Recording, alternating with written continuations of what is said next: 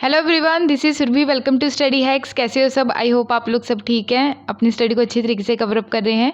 आज का जो लेक्चर है right to freedom of religion के बेस पे मैं यहाँ पे डिस्कस करूँगी। हमारा जो फंडामेंटल राइट की जो सीरीज़ चल रही है तो उसमें जो है right to equality, right to freedom, right against exploitation, ये यहाँ तक हमारा कंप्लीट हो चुका है।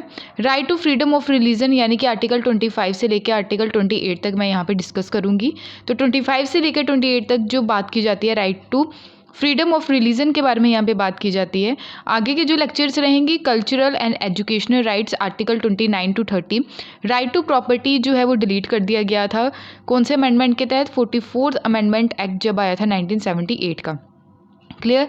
तो राइट टू कॉन्स्टिट्यूशन रेमेडीज़ जो हैं 32 के अंडर है, ये भी आने वाले टाइम में मैं कवर करती जाऊंगी। तो टोटल हमारे जो आज के टाइम में फंडामेंटल राइट्स है वो कितने हैं? टोटल हैं 6। ओरिजिनली कितने थे? 7 थे। ठीक है। राइट टू इक्वालिटी 14 to 18 है। राइट टू फ्रीडम 19 to 22 है। Right against exploitation article 23 to 24। तो ये यहाँ तक लेक्चर्स जो हैं ये हमारे कंप्लीट हो चुके हैं। प्लीज़ जिन्होंने नहीं देखे हैं जाके वो ज़रूर देखिएगा। ठीक है, ताकि आपके जो आने वाले जो लेक्चर्स है उसमें क्लैरिटी भी बनी रहे। ठीक है, तो आइए आज का लेक्चर जो है वो हम लोग स्टार्ट करते हैं। सबसे पहले यहाँ पे बात की जा रही है right to freedom of religion, यानी कि हमें कोई भी धर्म अपनाने का क्या है? रिलीजन अपनाने का क्या है? फ्रीडम है। ठीक है।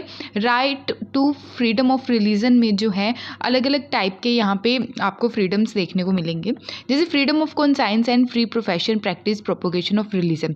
तो एक एक करके हम इसको डिस्कस करेंगे। आर्टिकल 25 जो है ये किस बेस पे है? ये इंडिविजुअल बेस पे है। आर्टिकल 25 किस बेस पे रहेगा? इंडिविजुअल के बेस पे रहेगा, यानी कि यहाँ पे जो पर्टिकुलर बात की जाती है एक पर्टिकुलर इंडिविजुअल पर्सन की बात की जाती है। ठीक है। तो all persons are equally entitled to freedom of conscience. ठीक है। फ्रीडम ऑफ कॉन्साइंस का मतलब क्या रहता है? यानी कि कोई भी पर्सन अपनी इच्छा से किसी भी गॉड को मान सकता है, किसी भी भगवान को मान सकता है, यानी कि उसको कोई भी रोक टोक नहीं है। अपने कॉन्साइंस के हिसाब से जो उसको सही लगे वो कर सकता है, उसको कोई भी रोक नहीं सकता। ठीक है। तो फ्रीडम ऑफ कॉन्साइंस का मतलब यही है। ओके। राइट टू प्रोफेस का मतलब क्या रहेगा? राइट टू प्रोफेस यानी कि अपने रिलीजन को फ्रीली और ओपनली इंजॉय कर सकते हैं। जैसे कि हम लोग प्रार्थना करते हैं, हिंदूज में क्या करते हैं? प्रार्थना, हाथ जोड़ के प्रार्थना की जाती है। क्लियर?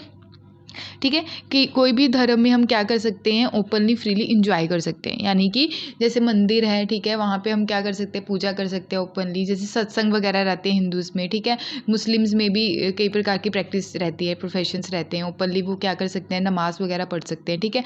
तो ये सारे किस में आता है? राइट टू प्रोफेस में आ जाता है। राइट टू प्रैक्टिस की अगर बात करें, जैसे हिंदूज़ में क्या रहता है? हाथ जोड़ के हम प्रार्थना करते हैं। मुस्लिम्स में क्या रहता है कि हम नमाज़ पढ़ते हैं। ठीक है। तो अलग अलग रिलीजन में अलग अलग तरह की प्रैक्टिस रहती है, तो वो क्या कर सकते हैं? बिना किसी रोक टोक के अपनी जो रिलीजियस प्रैक्टिस है वो कर सकते हैं। ठीक है। तो कहने का मतलब यही है कि जो कोई भी पर्सन अगर किसी भी रिलीजन में या किसी भी प्रैक्टिस में सूटेबल है, उसको सूटेबल लगे, भगवान से जो कनेक्टिविटी रहती है, तो वो वैसे ही भगवान की प्रार्थना कर सकता है। तो इसमें राइट टू प्रैक्टिस में ये सारी चीज़ें बोली गई हैं। नेक्स्ट जो है right to propagate. Right to propagate का मतलब क्या रहता है? अपने रिलीजन के बारे में दूसरों को बताना। ठीक है।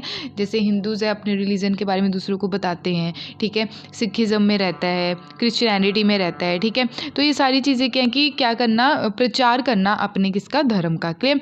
तो धर्म का प्रचार तो करना है, बट किसी को फोर्सफुली अपने धर्म में कन्वर्ट नहीं करना है अगर उसकी खुद की इच्छा नहीं है। ठीक है। अपनी इच्छा से भी कोई भी धर्म कन्वर्ट कर सकता है। ठीक है। तो कोई भी धर्म में कन्वर्ट हो सकता है।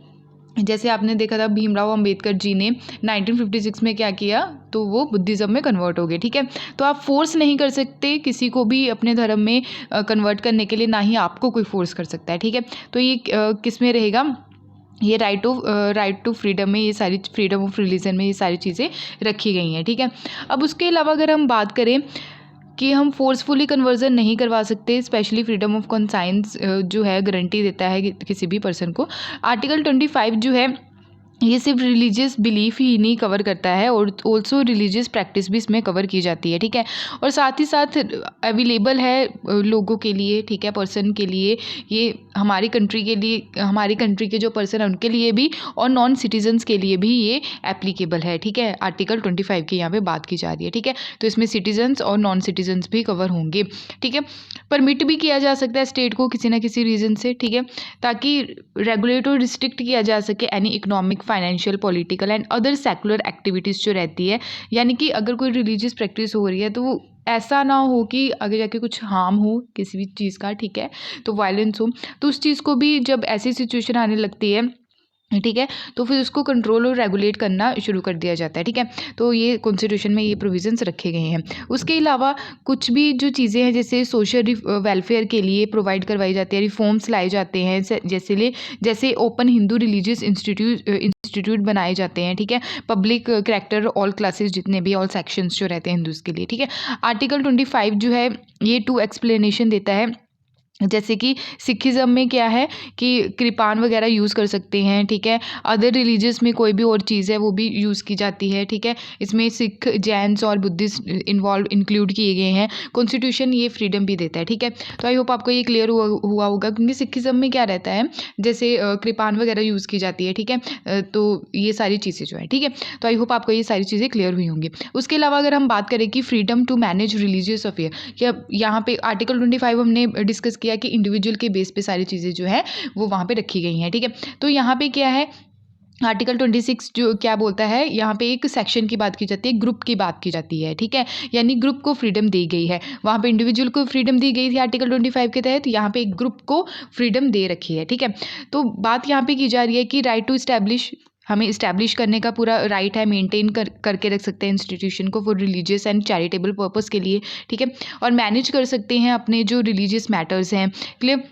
तो एक्वायर कर सकते हैं मूवेबल और इमूवेबल प्रॉपर्टी, जैसे क्या रहता है, मंदिर, गुरुद्वारा या फिर चर्च वगैरह के आसपास जो ज़मीन रहती है, ठीक है, तो वो भी उनकी मानी जाती है, ओके, मानी जाती है, वो हायर कर लेते हैं, क्लियर, यानी कि खरीद लेते हैं या चैरिटी में कोई दे देता है, क्लियर।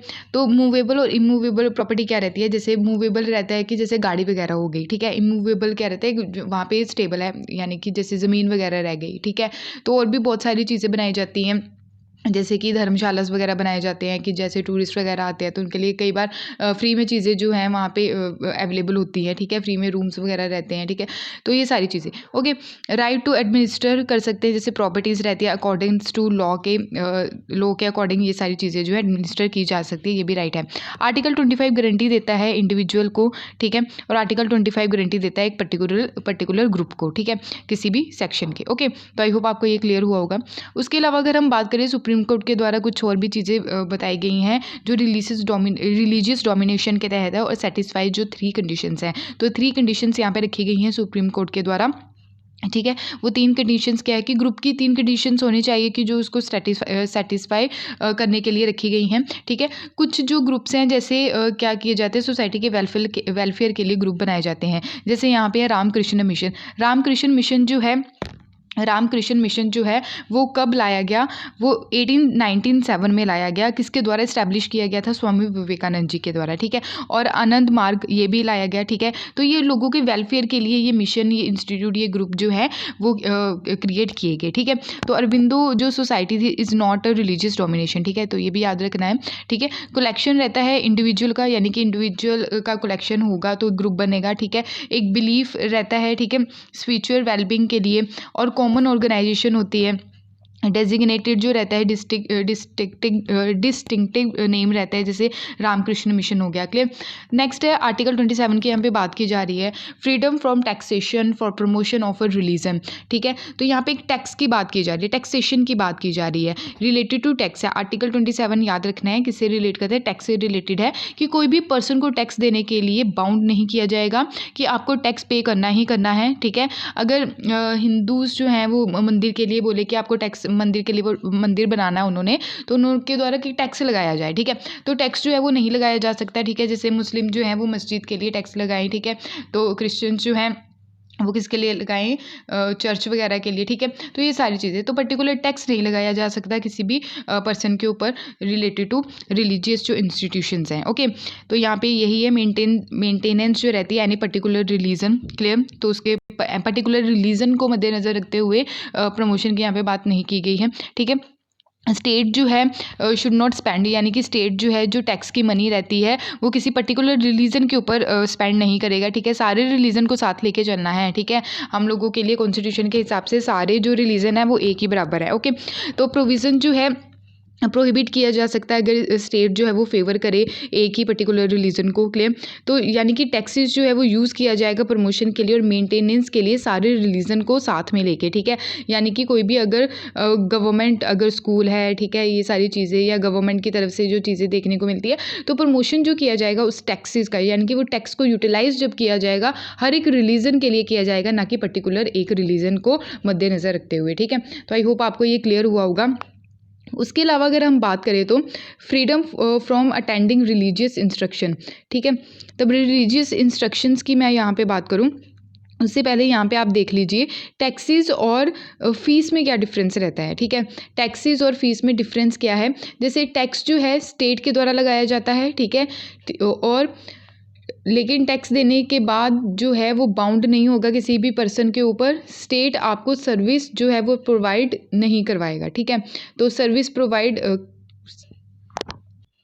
अगर फ़ीस की बात करें स्टेट के द्वारा भी लगाया जा सकती है फ़ीस और इंडिविजुअल के द्वारा भी लगाई जा सकती है। फ़ीस देने के बाद जो है आपको सर्विस प्रोवाइड करवानी ही पड़ेगी, ठीक है। तो ये सारी चीज़ें जो हैं यहाँ पे रखी गई हैं और डिफरेंस आपको याद रखना है टैक्स और फ़ी में डिफरेंस क्या है, ठीक है। तो आई होप आपको क्लियर हुआ होगा। उसके बाद यहाँ पे बात की जा रही है आर्टिकल 28 की। तो आर्टिकल 28 क्या बोलता है कि जितने भी गवर्नमेंट इंस्टीट्यूशंस में पर्टिकुलर किसी भी रिलीजन से रिलेटेड इंस्ट्रक्शंस नहीं दी जाएगी, ठीक है, स्पेशली गवर्नमेंट इंस्टीट्यूशंस में। तो ये अंडर आर्टिकल 28 रखा गया है। तो यहाँ पे ये सारी चीज़ें हैं। आर्टिकल 28 जो है उसमें 4 टाइप्स के एजुकेशनल इंस्टीट्यूशंस रखे गए हैं जो होली मेंटेन किए जाते हैं स्टेट के द्वारा।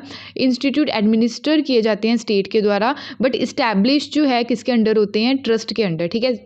एडमिनिस्टर स्टेट के द्वारा किए जाते हैं, बट कोई पैसा जो है वो कौन दे रहा है, कोई ट्रस्ट वगैरह दे रहा है, ठीक है। तो रिकोगनाइज कुछ जो इंस्टीट्यूशन है वो रिकोगनाइज किए जाते हैं स्टेट के द्वारा। इंस्टीट्यूशन जो रिसीव करते हैं एड, ठीक है, वो स्टेट के द्वारा भी किए जा सकते हैं, ठीक है।